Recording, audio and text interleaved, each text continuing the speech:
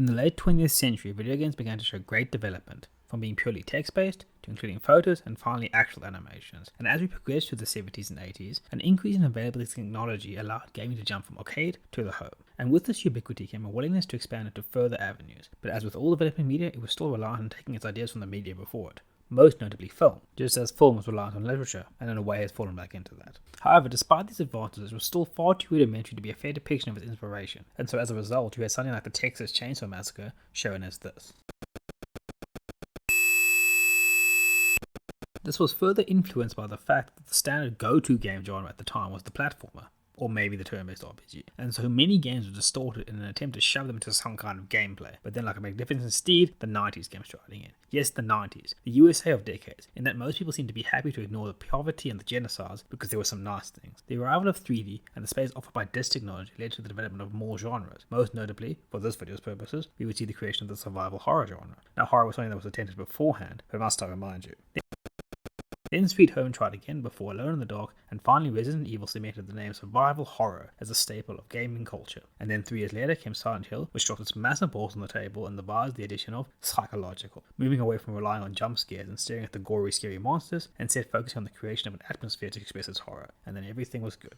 At the same time, this gaming diversification led to titles with their own stories, now adding new lore and stories to our ever-growing shared cultural societal conscience. And because of this, we started to see a reversifying of sorts, movies being made from video games. Something that we didn't really see with its predecessor. I can't think of too many movies that were turned into books, not spin-off novels and comics in the world, but an actual adaptation of the movie. And following Bob Hoskins' tear-jerking performance in the greatest film ever, a precedent was set. That precedent being the one you would see in video games going forward, the use of characters and iconography of said video game, but generally not being related to the actual content therein. The most notable of this being the Resident Evil films. Watching this film, you sit there and think this has literally nothing to do with Resident Evil, save there being zombies and a villain called the Umbrella Corporation. Wait, never mind, a dog jumped through a window. My fanboy is now satisfied. But this video is about being bitter about something else. I have a pretty toxic relationship with the first Silent Hill movie. It does so many things wrong and commits so many crimes against the franchise, but at the same time it also gets some things right. So I think let's discuss these good things before degenerating into a mound of spite and bile. Firstly, I believe that it does capture the Silent Hill feeling very well. The overwhelming fog creating the air of isolation is the game built their reputation off of, and the looks of the other world are very, very well done. As well as the transition between the two. In keeping with the aesthetics approval, the creatures also look good. Their transfer from game to movie well done, in spite of their serious problem that we will be getting into later. The music is great, but that really isn't much of an achievement since it's just taking music from the games, which have great soundtracks already. And lastly, the recreation of the entrance to the town is brilliantly done. It may not use the same music as the original, but the substitute does fit well. And those are all the good things, so let's start with the screen.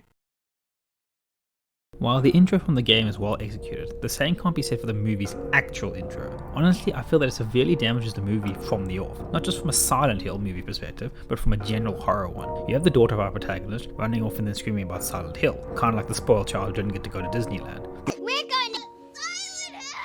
You also see in this intro that Sharon sees into the other world, and someone who looks like her is there. So within like 5 minutes, we already see that one of our focal characters has some kind of connection with the eponymous bad place. Now this is already a problem, but it is still salvageable. The damage is well and truly done in a scene following when Sean Bean literally goes to ghost towns of America and sees that Silent Hill is a bad place. Now I think the issue here is clear to most horror aficionados. Let's take a look at how many horror and thriller media start. Alien, investigating a distress signal. Twin Peaks, a murder has happened. Texas Chainsaw Massacre, visiting a grave. Scream, murders start to happen in the town. Resident Evil the game, disappearances and attacks in the Oakley Mountains. Silent Hill 1, a car crash while driving towards the town. Reason unknown. The events that take place are out of the ordinary. That is why they are being investigated. When the people arrive at the various horror sites, they don't know that these are bad places. One of the key factors to any horror is the mystery. The fact that we don't know what's going on, that we're in an unfamiliar situation, creating a feeling of isolation, uncertainty, and fear. So the fact that we've already been pre-warned about this place kind of ruins that mystery. Again, the game this is taken from does this very well. We don't even know why our character is there. There's a car crash caused by someone being on the road. That's already a little bit unsettling. And then why is there all this fog? Why is our daughter running off? Why is there no one else here? Why all this blood? Why? Oh. Ah! I realize that we are watching the Silent Hill movie, which is coming out of the 4 Silent Hill games, so we generally do know that Silent Hill is a pretty messed up place. But as I mentioned before, the real world shouldn't be considered in the context of a fictional story. So it's a great start. Let's press on and see if we can maybe recover from here. Alright, Rose has now gotten up from being attacked and has found out she's stuck within the town. She goes on to meet a very unstable individual, pretty much par for the course for Silent Hill. But this is also an important point to harp on about the problems of the intro again. You see, our latest character displays her highest point of instability upon seeing a photo of Sharon, freaking out about it being her daughter. This is the point where they could have mentioned Sharon's link to Silent Hill. She and Rose could have been traveling to the town for a holiday or something. After all, that's what Silent Hill is originally supposed to have been, apparently. And then they could have just left out all the nonsense from the beginning and started the connecting from this point. That would up the intrigue. I mean, what is more interesting? You know this place is bad, you know there's a connection with it, now we're going to go there, oh, and look, there's more stuff happening which shows a connection. Or these people just wake up here and suddenly there's a connection between them. I think that's a little bit more interesting. Anyway, she escapes and oh look, it's Sean Bean doing nothing interesting. And now we're back to Rose, who's having an altercation with the police officer, who in the game was helpful, but I guess that isn't really a problem. I mean, to be fair, given the situation, her behavior is understandable. Though I do also question the point in arresting someone in this situation. Oh look, it's Sean Bean doing barrel roll again. Then we were shunted with another well-known serious monster so we can contrive a reason for Rose to escape prison. A contrivance they needed to write in because they chose to get her arrested. But whatever, we arrive at the school, the focal point of the game, the movie is based off. And the school looks really good. Not as dark as the one in the game, but I suppose that probably wouldn't have worked for movie watching purposes. And here we get to see a lot of plotting about basically. But to be fair, it is necessary for there to be downtime in horror. This is important, note. And we do get some exposition. But not for long because, oh no, the bad things are happening again. Or we get, you know what, no, this is going to have to be a strike here. I love the Beanster, whether he's doing weather forecasts, being a pushy jewelry appraiser, or even just a very supportive lover. But in this movie, he's absolutely useless. The things he does can be summarized as a Google search, which damages the intro is already covered, driving to the town, walking around a bit aimlessly, getting arrested, and then being told to fuck off home. I understand that they want to illustrate that Rose is lost in another world, separate from all the normalcy, but I think this shows it better than this. If he was taken out of the film, it would have absolutely no impact on the plot. Some might argue that they were setting up his character for the subsequent pile of shot, as I said before, a piece of art should be made to stand on its own and not merely prop up future pieces. Also, that film was absolutely terrible. So all he continues to do is add to another serious issue, which we'll get to later. Anyway, we're back, and probably the most horrible crime the film has committed. We will go on to another issue that we'll have to address later, more bad stuff, more Sean Bean being useless, and finally some more quiet as we get some more plot exposition, which is actually good, though there are problems here as well. But it does also lead to the most Silent Hill scene in the film. While going through the hotel, Rose comes across Alyssa, the girl linked to Sharon and responsible for all that's going down. We see a moment which encapsulates Silent Hill so well. You see, of course the series is famous for the horror, brought by the disconcerting visuals, which I mean that's something that can be displayed on the screenshots after all. What's actually its best at is the atmosphere of isolation. This is created in a number of ways, the fog probably being the most notorious, but probably the most underrated is the character interactions. Characters in Silent Hill, when it's at its best, are generally unreliable, displaying paranoia and neurosis at the least. And this goes to add to the feeling of hostility after the protagonist feels that they may have finally come across some respite, finally come across another human being. This meeting with Alyssa captures it well. It's almost analogous from a scene from the game, though it's not from the game the film is based off of. In Silent Hill 2, James Sunderland has quite a few encounters with a character called Angela. The one we're looking at here is in the apartment where he comes across her toying with a knife and attempts to talk her out of it. But as the conversation goes on, she becomes increasingly aggressive and irrational. And it's the moments like that that truly add to the isolation. Our protagonist comes across a wounded individual, one who seems to be experiencing the same abuse from this world, and so they finally feel like they found an ally. But then when the character snaps and changes, their disposition is a harsh reminder that they are truly alone. This Alyssa scene does something similar, it even uses the same music. At first she seems wounded and broken, but soon reveals herself to be malicious. And I know this seems like a pretty minor thing, but there really isn't too much else positive left for the rest of the film, as it goes into some pretty boring exposition, attempts to explain the majority of the plot because it spends so much time pouncing about, and then the hasty plot resolution. I honestly don't really actually have that much to say about the ending, but at least we can now finally get into the nitty gritty. So supposedly what we have here is an adaptation of the first game, but actually it's more of a case of just taking the plot of the first and then shoving anything else you can think of in. Now I might argue that the film exists as a celebration of the Silent Hill series, but this is something that doesn't really work for this series. Each Silent Hill game is an isolated story, with its own characters, its own enemies, and its own themes. Yes, I know that Silent Hill 3 continues on from the first game, but it still does its own thing. All these features are then entwined to the point where they are extensions of each other. Even recurring monsters such as the nurses have their designs adjusted to fit into the plot of the game. Now taking this into consideration, obviously a piece of media which just shoves the pieces of the lore in willy-nilly is creating a bit of an issue. In this film we see the grey child from Silent Hill 1, the lying figure from Silent Hill 2, the janitor who's a brand new creation for the film, an absolutely disgusting crime, creepers of Silent Hill 1 and 2, and then the nurses who reflect the design from Silent Hill 2, not from the first game. But it's not just the monsters that follow this incongruency, let's take a look at some others. I realized that I praised the music earlier, but it also falls victim to the erratic nature of shunting from the various different installments. I mentioned Block Mine from Silent Hill 2 being used for the intro rather than all, and as much as it still fits the music, it's still a rather haphazard usage. You see, the music also fits into what I referred to earlier. The music pieces are created for specific scenes and characters. To be honest, this actually isn't something unique to Silent Hill. It is pretty common for games and films to have scores created for specific moments, but now we're dealing with a film that is seemingly ignoring that factor. It seems specifically obsessed with the promise reprise. In fact, in general, I realized the Silent Hill 2 soundtrack is absolutely godly, but the first one games is also really good. I specifically find it weird that it doesn't use Until Death or My Heaven.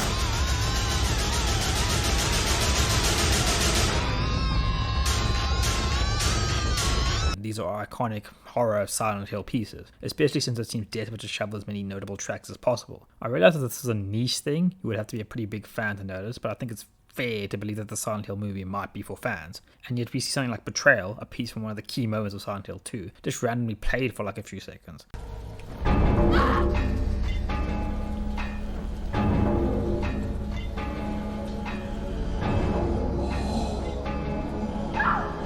The credits even play a theme for Laura. Please point to me where there was a Laura in this film, but I guess that I can't put it off any longer. We need to talk about gaming's most iconic sex offender. No, not that one. No, not that one either. Pyramid Head is truly iconic, a celebrity of gaming. He is so highly regarded and acclaimed that his designer, Masahiro Ito, hates him just because of his being shunted into everything and always being spoken about. The regard is well deserved. Just from a design point of view, he's great, and as an imposing boss, he's great as well. But his use in the plot enhances his presence further. His first introduction to James Sunderland is just unsettlingly staring at him from behind a set of bars, in the infamous closet scene. From this point on, he occasionally appears to torment James, being used sparingly enough that his appearances are still terrifying. But it's not just gameplay-wise, he's intimately tied with James. He continuously torments James in order to remind him of his crimes. We can find him regularly just sexually assaulting the various feminine creatures, in representation of James's misogynistic callousness with which he disregarded his wife once she became too much of a burden. And the connection is something cleverly hinted at throughout the game, to the point that upon the revelation you look back and notice all the clues that have been given to you. So given this expertly crafted individual, how does a movie, which shouldn't even have him in it in the first place, handle his presence? Well, they make him absolutely useless. They may as well just got Sean Bean to do his role. He's only in 3 scenes and does nothing of real merit. First he just appears alongside Rose and does nothing, oh hello neighbor, I'm just off to the shops. Then he shows up to have a tantrum, someone bought all of the cinnamon buns. Then lastly he shows up to have another tantrum, you were the one who bought all of the cinnamon buns. And that's all. He's never seen again. There are references that he's supposed to be the guardian of Alyssa, but when Rose goes to confront said demon child, Pyramid Head, no movie, you're not going to get away with calling him Red Pyramid, is nowhere to be seen. That's like Joe Biden promising to protect the LGBTQ community levels of protection. So the film likes to put in aspects of the other games because it knows they are popular, but there's also some having your cake and eating it here with the last law-based criticism that I have, illustrated through this scene.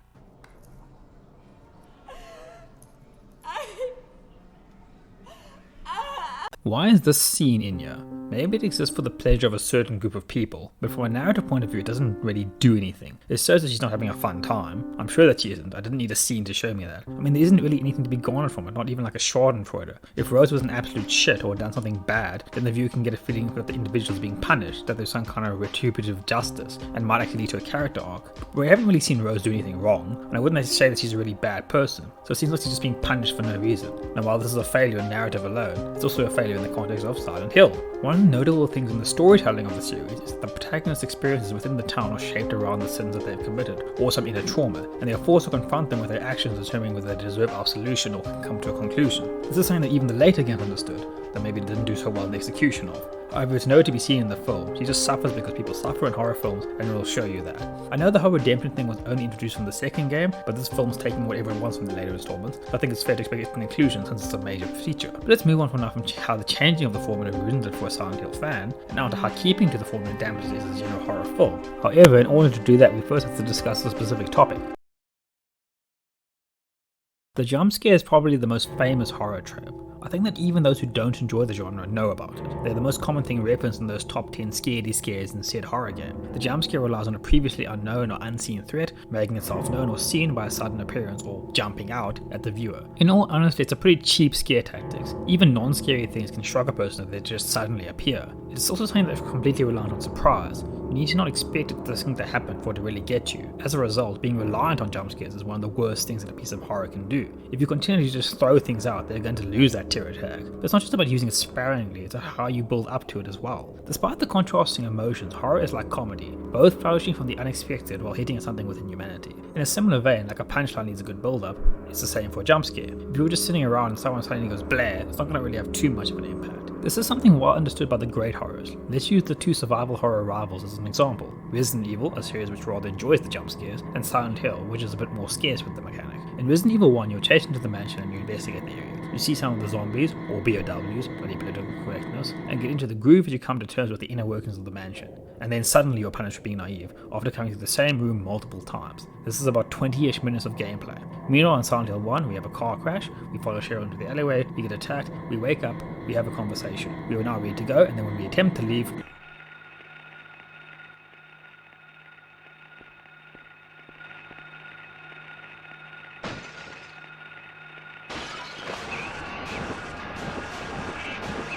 so the jump scare needs to be used cleverly and sparingly, because what it actually is a pressure reliever. All the anxiety and tenseness that gets stored up on the build up through it is finally released. And it is important to have this easing off every now and then, but importantly that doesn't actually have to be done through jump scares. I can only think of one jump scare that takes about 30 minutes to get to in Silent Hill 2, the greatest horror game ever. And to its credit, the film attempts to follow in the vein of the game's lack of reliance on these kind of scares. However, it fails in that it is still overly reliant on visuals. Silent Hill games are brilliant at atmosphere, and while the visuals are good at providing this, it's actually mostly through sound that this is created. Silent Hill games are predominantly in darkness or within the fog, so basically in situations of very limited visibility. This creates the feeling of terror well, but is really amped up by the use of sound, specifically the radio static which gets set off whenever near creatures, creating this chilling reminder that there's something out there to get you.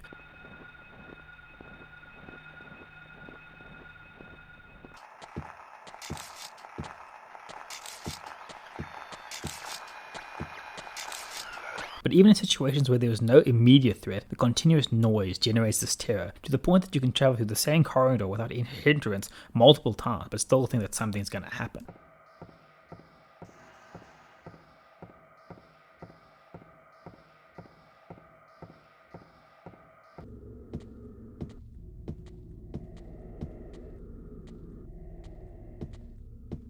The film doesn't do this. In the moment between showing creepy visuals, it does nothing to actually punctuate what would have been these payoff scenes. It only includes the radio static once, when the car crashes. Again, the downtime is important, but still needs to be doing something while it's happening. There are many moments that are just mindless plotting about, with no adding to tension or adding to plot. All these mentions up until now are compounded by one overarching issue. The film is 2 hours long. If you know where to go and how to solve the puzzles, you can finish the games in 2 hours. That's allowing for the required time to still solve the puzzles and get through any combat. But regardless of whether you're basing your horror movie off of a game or not, 2 hours is just too long. Again, horror is reliant on surprise and continuously joking the audience out of a comfort zone, so too much length goes against it as they have opportunities to acclimatize. But that's not to say it's impossible. Alien is 2 hours long, Inland Empire is 3 hours long. The key thing is to make sure there's enough intrigue and tension to keep the player or viewer on their toes. I will be like the film and make use of the wrong game to make my point. This is the beginning of Silent Hill 2 until the first monster encounter. Within it we are told about a letter from someone who's supposed to be dead.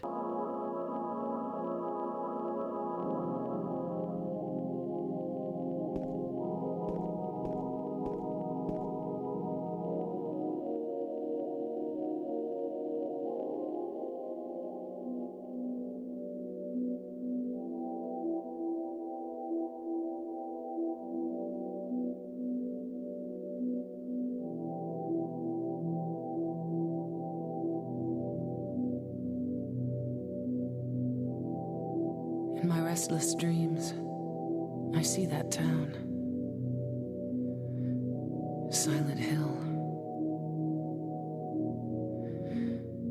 You promised to take me there again someday, but you never did. Well, I'm alone there now, in our special place,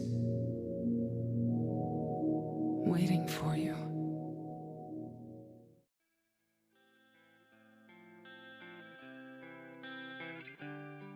I got a letter. Move through a forest which is extremely unsettling.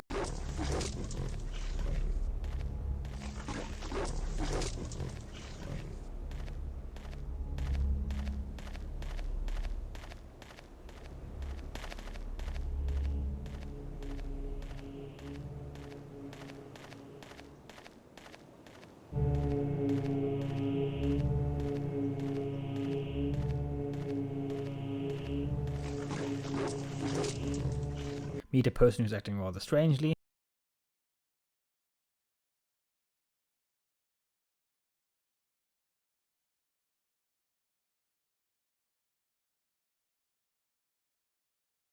enter the town,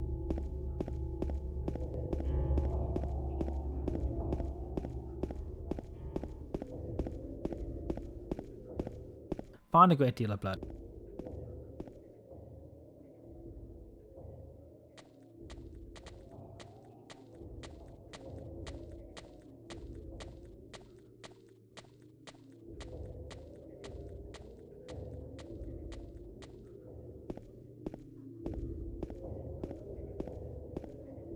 and then are attacked. All of these are events that keep you intrigued, push you to continue on in a desire to find out what is happening, for an explanation. Again, the film fails here. From the get-go, there's the issue I've already discussed about them giving away the major conceit from the beginning. It puts in these quiet moments, but they just seem to be there because they feel the need to have them. Take out the Sean Bean scene, take out Perlman Head doing nothing, take out the whole opening and just start out from the crash. The game got away with it. And put in some scenes that actually add a feeling of dread, or at least enrich the plot. And speaking of enriching the plot, one last criticism. Silent Hill is violent, there's no two ways about it. The games feature gore, sexual assault and psychological abuse. However, it is the way that it is used. Like with David Lynch's works, something Silent Hill is heavily inspired by, the use of violence is in an artistic manner. It's not just violence because horror needs violence. It makes a point, it propels the plot, or adds to the atmosphere. The film isn't nearly as violent as the games, only featuring 3 scenes of clear violence, but none of them really do the job I just referred to. There's the shooting of the lion figure, or the armored man as it's called in the movie, which I suppose progresses the plot, but only needs to be done here to contrive an excuse for Rose to escape because they didn't want Sybil to be friendly. And even if they didn't want her to be friendly, they could have just had her chase Rose into the school, since that's where they ally anyway. Then we have Perlman Head flaying someone, and I suppose that person was a bit horrible, they can get wrecked, but what did it actually achieve? I mean, yes, it could have shown how powerful he is and how you don't mess with him. The first true encounter with him in Silent Hill 2, he shows his power and the kind of things he would do to anything that kind of gets in his way. So the next time you come across him and you're stuck in a room with him, you just spend the entire time thinking, this dude's going to completely destroy me. It creates extreme tension. This scene could have done the same thing, but again, this is the last time you see him, so what was the point? And lastly, we have Alyssa's revenge scene, which I guess is about showing retribution for the cult's crimes, but it goes on for far too long and it just ends up glorifying the violence more than anything else. Especially with the cult leader. I get they deserve the punishment the most, and if you really want to rip her apart, go ahead, I guess, but do we really need to see exactly where those wires are going in to do so? It's just an inappropriate use of violence which doesn't actually say anything. Silent Hill has the basis for a good horror movie. I am a person that believes that the player-controlled nature of video games puts it in an advantageous position for making horror over films, but I still think it's possible to make a decent to good movie. But the way that is to be done is actually counterintuitive to the general criticism of video game movies. The Silent Hill movie should have very little to do with the games. The main character of Silent Hill isn't Harry Mason or James Sunderland or Heather Mason or what's his name. It is the town itself. You can write a story within the town and you're golden. Since the creatures and events shape themselves around the protagonist, you can kind of create what you like and then just fill them in as the story progresses. But of course, instead, the film went for maximum fan service.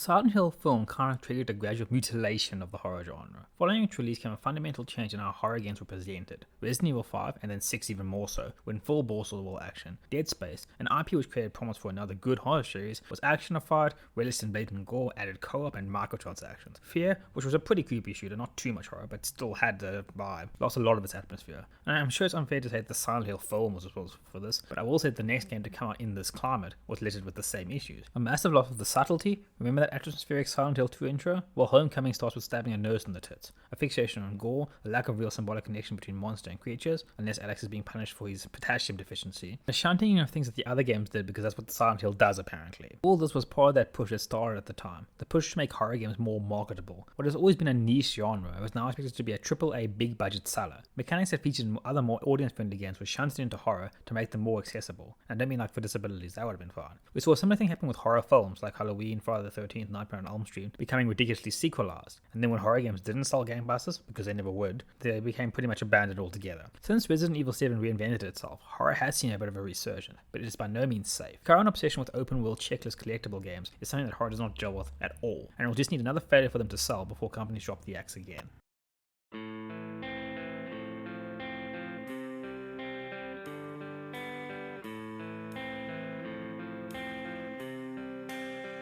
Horror, and particularly survival horror, do the complete opposite to what most other genres do in media, particularly in video gaming. While the others boost a kind of heroism or escapist fantasy, getting lost in another world, horror relies on making the people involved feel weak and powerless. It strips us of all the masking and frippery that is used in our everyday lives to shield us from our extremely fragile positioning within the world. Horror reminds us of the instability and pretty much false hierarchy in our universe. And isn't that what good art does? By throwing off these trappings, we can look into a more unadulterated, intimate questions about ourselves. So even if you don't like horror, you should look to keep it alive.